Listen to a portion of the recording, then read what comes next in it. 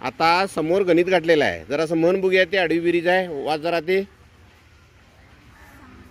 6 अधिक 3 बरोबर कर, तिथे चिन्ह घे, बरोबर कर. बरोबर. हां आता घे बघूया ते मापायचं. आता मापायचं आहे. हे पहिला किती आहेत?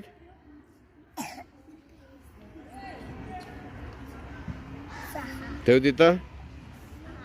घे परत दुसऱ्याने पुढे बेरीज कर त्यांची. खाली टू हातात मावून झालं तरी खाली टू माप चालतंय.